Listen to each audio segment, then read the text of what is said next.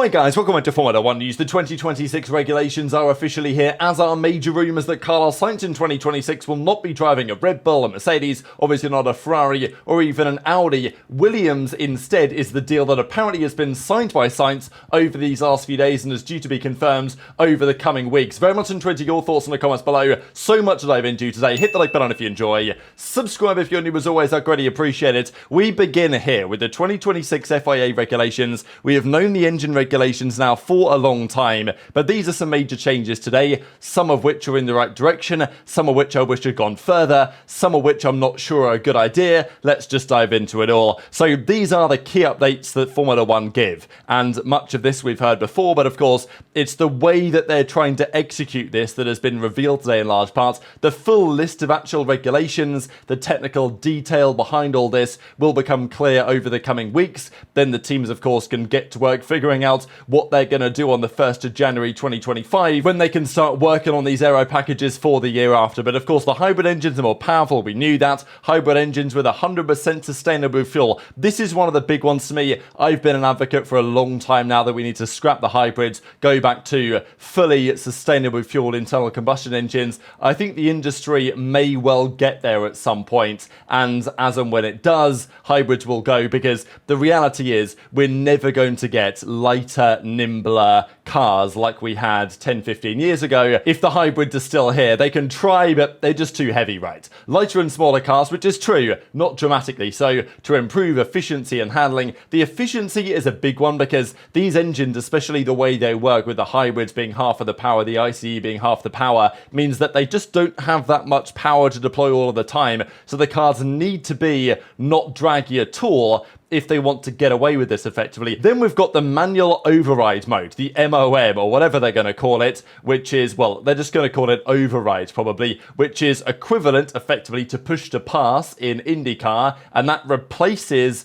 DRS. In addition to active aero, we'll get into all this, and as they say, an agile car concept at the heart of the regulations to promote closer, more exciting racing. I'm absolutely not sure about that one, I'm not going to lie, as we shall get into. And of course, the FIA saying lighter, more powerful, greater focus on driver skill, and all this stuff that we've heard a million times before. Do I buy it? I'm not so sure, but I will say that there are some positives here. This is what the cars are going to look like in 2026 compared to what they look like currently. And well, I'm not going to lie, from this angle, it's like, what's the difference? Hang on a second, are we serious right now? These are the cars, they're meant to be shorter, they're meant to be lighter, they're meant to be more nimble, but they don't look much different from here, nor do they from this side angle. And that's mainly because the FIA in their graphics have put them side by side and not kind of rear wing to rear wing. So if you look at it from this angle, actually before we get into that, this is the angle that the race put together in their video, where they actually do come back, you know, the rear wheels are at the same point, and it is noticeably shorter. It's 20 centimeters shorter, the wheelbase,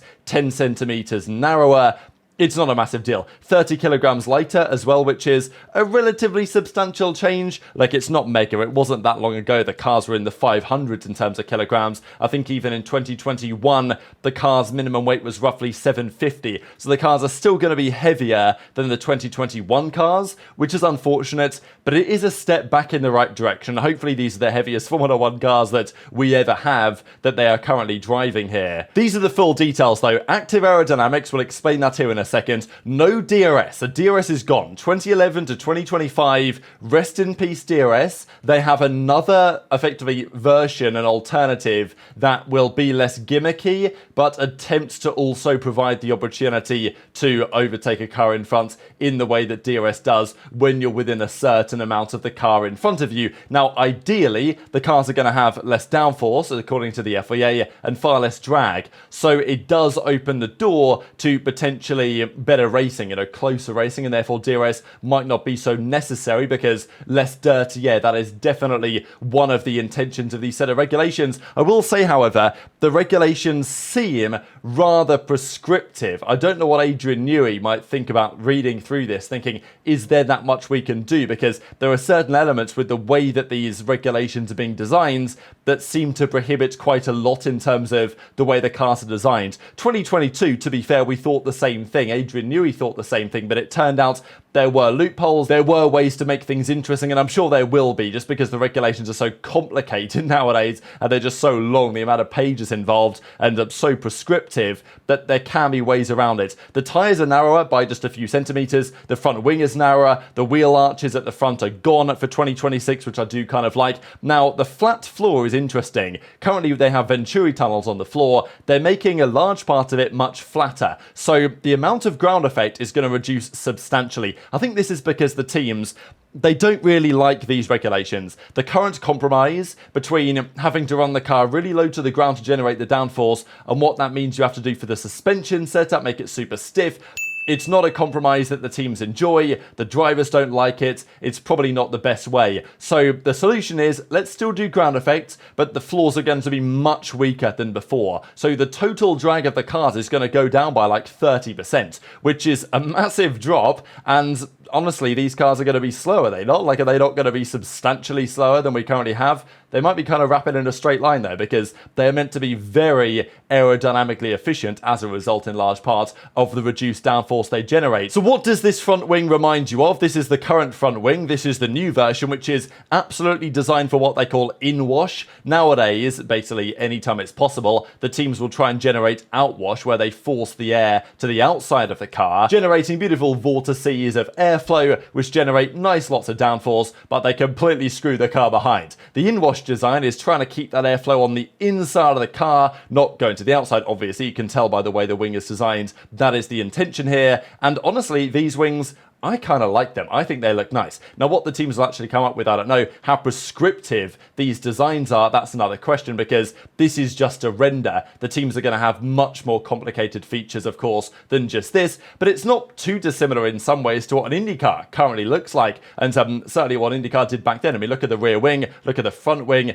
There are definitely some IndyCar-esque features of this design, and this I just found is a 2006 McLaren, which also shares some similarities. So I will say that these regulations, I know there's many that might not quite so much like the look of these cars, but I do think that it's a positive step. I think the cars look like an evolution of how the cars were like 15, 20 years ago, which I don't really mind. It's just unfortunately they've got hybrids nowadays. This is the rear wing, by the way, which is dramatically different. They say it's going to be, there's going to be more elements than there was before. There's basically more you can do with it, and also more that can be moved, because these rear wings are going to be actively moved. And we've known this for some time now. The question was, were they going to do both rear wings and front wing active aero? Because there were rumours a while ago that if you just have rear wing aero, the car is going to be hopeless, because the front wing is always going to be generating the same amount of downforce, and therefore if you increase or decrease especially the downforce from the rear wing actively by moving, I mean, DRS is active aero, and this will be in some ways kind of similar, but what it does mean is that at least it can balance the aero balance over the course of the car, rather than making the rear incredibly loose as you try and turn into a corner, and apparently it was making the drivers spin out when they did the simulations. So this is where we get into Z mode, or for the Americans, Z mode, and X mode. So Z mode is going to be used on the majority of the lap, you'd imagine. Well, it depends on the circuit, right? But through corners, they will use Z mode, which is effectively the active aero in the higher downforce position. So during the course of the lap, the drivers will be able to press a button on their steering wheel to change how the front wing and rear wing are configured. They will have the higher downforce mode, which is this, and then when they go onto a straight, they can press the button and they can turn it to X mode, which is, when, as we can see by comparison here as the race put together, this is Z mode, this is X mode in terms of the angle of those wings. The main reason why they're doing this, as I say, is because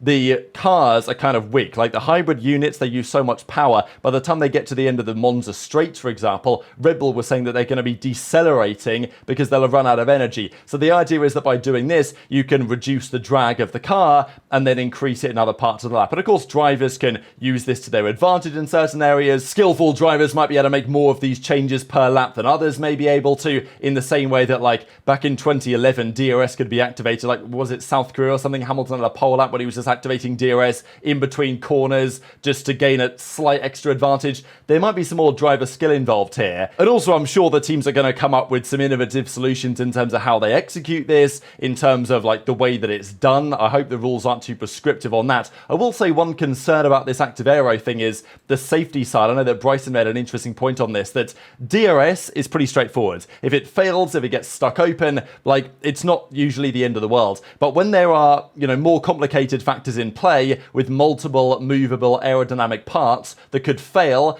and, completely destroy downforce or reduce aero balance or whatever and cause serious crashes, then obviously there is something to be said on the safety side of whether this is actually a good idea or not. But of course, the other point is, if everyone has got high top speed because they've got low drag on the straights, and everyone's got high downforce because they've got high downforce in the corners, obviously the teams can decide what their low and high downforce setting will be going into the weekends. So not every team will have exactly the same downforce levels in both configurations. They can choose that. But obviously, if every team's got low drag on the straights, then there won't maybe be as much slipstream. There's no DRS anyway, and to be honest, DRS probably wouldn't even make much difference if it was even in this set of regulations anyway, because the active aero, the rear wing's going to be low, so the DRS isn't going to do much. The solution is manual override, and if you guys are interested in IndyCar or have any idea what goes on in IndyCar, they use a system called push to pass, which effectively unlocks extra performance from the engine during, well, a certain amount of time during a Grand Prix. Now, this may be different here in Formula 1, because in IndyCar it's like you get a certain amount of seconds to use during a race, whereas in F1 it's probably going to be, if you're within, let's say, a second of the car behind, you can deploy override mode. Now, I don't know if this is also available to the car in front. We don't have all the details on this yet, because it could be possible to use override mode to defend from the car behind, for example. But the idea, I think, is when you're within, let's say, a second of the car in front, you can effectively use extra power. If you want to deploy override mode, once you get to 300 kph, the car in front's power mode is decreasing in terms of the kilowattage coming out of the hybrid power unit, or at least the electrical side, whereas on the override mode, the car behind will then be able to go to a higher top speed more quickly, and hopefully it will allow for better racing, more overtakes, without the need for the gimmicky DRS, which I'm pretty happy is gone, to be honest. So that's pretty much where we are. Obviously, there's been talk about the fact that, yes, these cars seem to be a step in the right direction. There could be problems in there, absolutely, as we have discussed. There's also talk about the future. Is there going to be a day where the hybrid units disappear and therefore we can actually get some lighter cars? Because this has been the trends. In 2010, they were 620 kilograms. Over the last several years, certainly when hybrids were first in, 690, 728, 752. Of course, in 2022, they went up to 798. So this is a step backwards in the right direction, but it's maybe not as much as I was hoping for, but it's certainly as much as I expected to get based on the rumors over the last several months. So that's pretty much what we know for now. Over the coming weeks, we're going to see more on the technical data behind this, right, and all the analysis, I'm sure, that's been done to prove that these are going to be a good concept of designs. And then, of course, we are going to see the actual full technical regs themselves, which are due relatively shortly. Apparently in the middle or so of June, when the teams can really get stuck into what's possible here. And I'm sure then Adrian Newey will probably start thinking about where his next adventure may lie, if he wants to actually come back and design cars in this era of regulations. Oscar Piastri, well, it's pretty rare that you get responses just on Twitter to these regulations, but Piastri loves it, doesn't he? Goodbye, old friend DRS. It's not like he's been around the sport too long to have remembered it for that long, but I think generally the drivers might be rather happy with some of these changes, but I'm sure there will be concerns as always. Now, in 2026, we're going to see very similar driver pairings to what we are going to have in 2025. The teams have so much to do in 2026 in prep for it in 2025. They really don't want to change their lineups. These teams will ideally keep their lineup for 25 and 26, and then after that, we shall see. Ferrari is going to be the same for the next couple of years. McLaren's going to be the same. Red Bull's going to be the same. Mercedes is probably going to be the same. I would say that, like, most teams will absolutely try and keep the same lineup for next year and the year after. Ocon has interest, apparently, for multiple teams. It depends how interested they actually are. We still believe that Haas is the most likely of the destinations, but of course, that still may be unlikely if Haas don't want Ocon, which is of course possible. Liam Lawson, the only hope that I think he really has is that Tsunoda leaves RB to go to somewhere else. But apparently they're not going to allow him to walk away, Yuki. RB are going to keep him there unless somebody buys him out, which they may not do. So Lawson may kind of be screwed here a little bit, because I don't see another team giving him a drive that isn't, of course, RB. And the only way that he goes there, because Ricciardo ain't going anywhere and Perez is still at Red Bull, is if Yuki were to leave.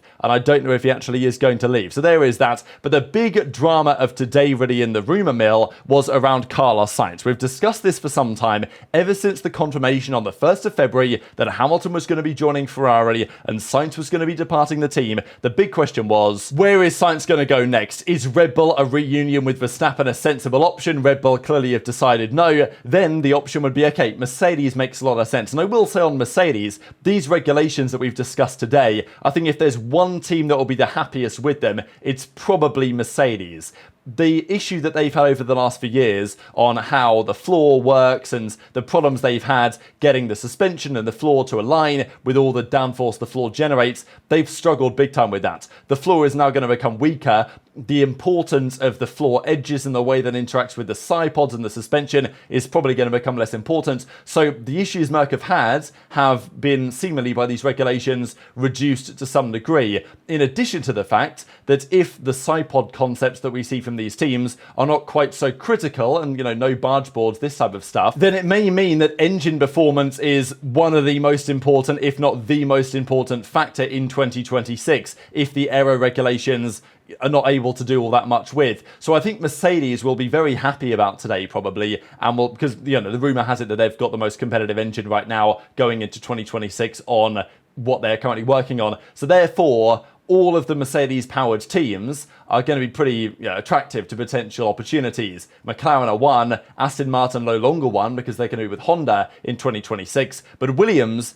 are the other. And this is why Sainz has had to make this decision. Mercedes are not interested. Apparently that is because they talked to Sainz and they said, look, we might give you a 1-year deal. You want a 1-year deal? We can probably do that. But we definitely want Antonelli in the team at some point. We might give him a year at Williams and then we're going to bring him after that. But Mercedes, they are set on bringing Antonelli into the team. And whether you think that's a good idea or not, I personally think it is a good idea. Time will tell whether that proves true or not, of course. But Sainz apparently wasn't interested in that type of arrangement, and therefore the Objective.com are coming out in Spanish media actually here. So presumably they might know something. They may not know anything, but the article is at least pretty certain that this is happening now. So the discussion is that Sainz has signed his deal. He already has a car for 2025 and more than likely, therefore, probably 2026 as well. The signature is on the dotted line and everything suggests this is going to be Williams. So they go on to describe how at Mercedes they began conversations, but the temporary conditions did not satisfy the Spaniard. There was talk of a contract for a single season with an obligatory departure at the end of the cycle, and that's the thing.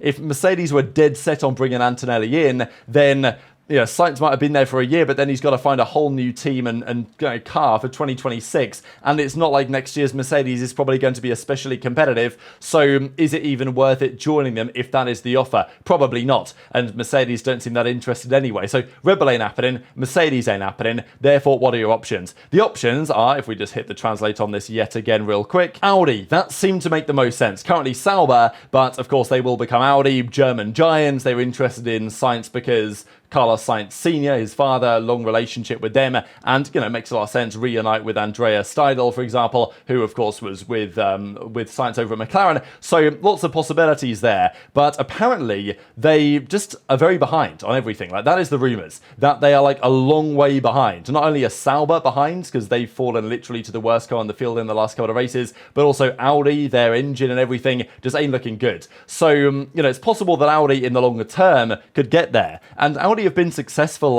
everywhere they have gone, like Le Mans, Dakar, whatever. They've been successful and maybe they will be in F1, but that might take 3-4 years. So does Sainz really want to join Audi in 2025 when it's still Sauber with the prospect of winning maybe in 4 years' time? Probably not. Maybe it makes more sense to go elsewhere, especially because Williams apparently are offering a pretty damn good deal. Something similar, something flexible to, that's what it says. The rumor indicates they offer very flexible conditions to Sainz. Okay, sure, he's not going to go to Ferrari, but, possibly Verstappen could leave Red Bull. The option could be there for Sainz. And if he were to join Audi, that would seem like more of a long-term deal. And probably he could go to Audi again at some point anyway in the future if they were to get better. So this is the thing for Carlos. And as I said the other day, I genuinely felt like the Williams offer made the most sense and is probably what I would do in his shoes. The reality is this ain't where he wanted to be. And because Williams as a team, they've scored, what, is it 2 points this season with Albon back in Monaco? Their car this season is not good, the Williams. But it probably is only going to get better over the coming seasons. They made sacrifices this year, Williams, in the wind tunnel or in like the winter period. They are still losing like 3 to 4 tenths a lap because their car is horribly overweight, apparently, the Williams. So there is loads of room for improvement at the Williams team, and I think they will get there. And if the Mercedes engine is very strong, they could be a potential real contender in 2026. Maybe Adrian Newey joins. I mean, it's been rumoured. I don't think it's completely impossible, but at the same time, it's not where he would have wanted to be. And so you've got to wonder, because I think his cousin or whatever it is manages him, and I don't know if he had a different manager, whether things would be any different for him. But you know, people are of course joking about the fact that people were talking about, oh, you know, Albon could be the teammate of a Ferrari driver in 2025, but you know, maybe that was not specific enough. So very much intrigued to your thoughts on all this stuff in the comment section below. Hit the like button if you enjoyed, subscribe if you're new, take care, and I'll see you next time.